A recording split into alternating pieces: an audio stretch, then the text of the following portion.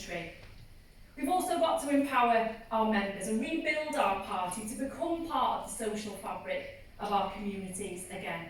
And we can knit all of these things together with the politics of big ideas, like the Green Industrial Revolution. Because the next election won't be defined by Brexit. Well, Boris Johnson and his advisers still want to convince voters that they aren't traditional Tories, with Johnson acting the part of the anti-politician. And they'll claim that Labour is part of a failed establishment. And that's how politics was represented in the last election. And we can't make that mistake again. Now, there's no easy way back. But as a working class woman who's always had to work twice as hard to show I'm just as good, let me say this. I know where we went wrong, and I know what it will take. And together we will forge our path to power.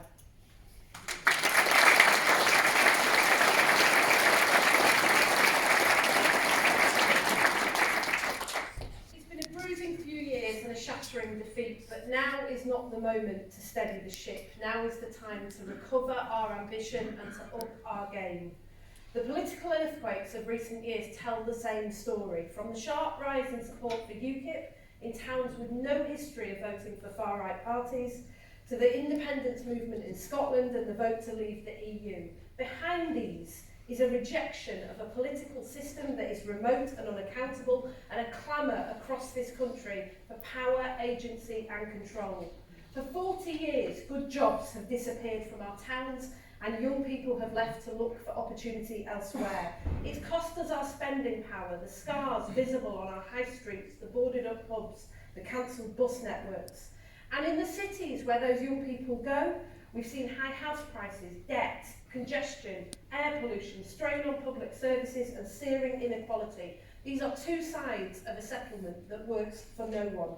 We can do better. That's why the Labour government I lead will abolish LEPs and hand the money to councils and communities to get good jobs back into our towns. No more remote politicians and bureaucrats drawing lines on maps from London. The single best resource in towns, communities across the country is the people who live there. From Brent Council, who set up a citizens' assembly to tackle climate change, to mine in Wigan, which handed power to people to write the plan to beat austerity, we are showing it's possible to build a self-confident, empowered country.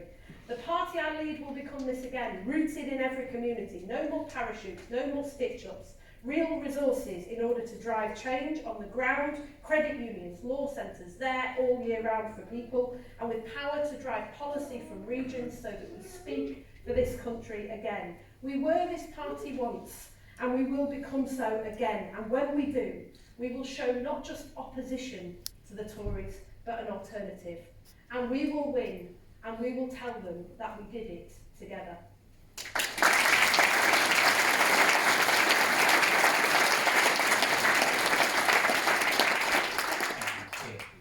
Thank you for coming today. Thank you for your questions. We've had hustings across the country, hundreds and hundreds of questions.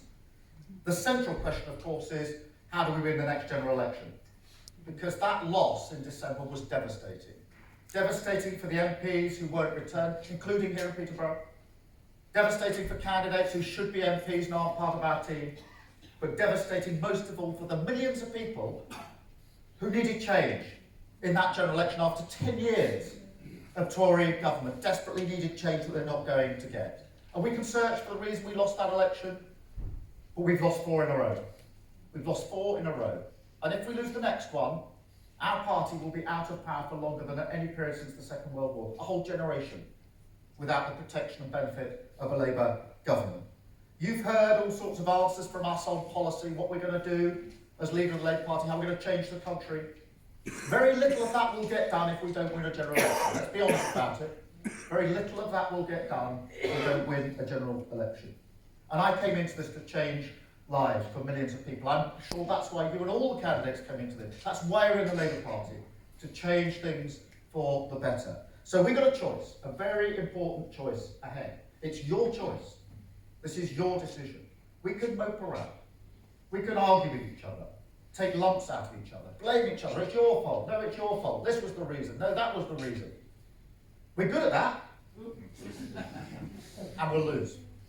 We'll lose the next general election, and the price will be paid by those millions of people.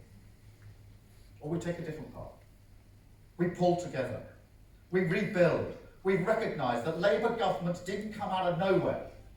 Labour governments only came out of our party and our movement pulling together and saying the next stage of the journey is for us. We will decide what history makes of this. If we pull together, influence and shape what happens next, that's your decision. Imagine the history books when Labour goes from where it is now back into power. Imagine your pride if you say, actually, I was part of that. I took the decision. I took the decision to take that second path and to be part of what happened next, to pull our party together, our movement together, and to change our country. And that's why I'm standing to be leader of the Labour Party, because I profoundly believe we've got to take that second path.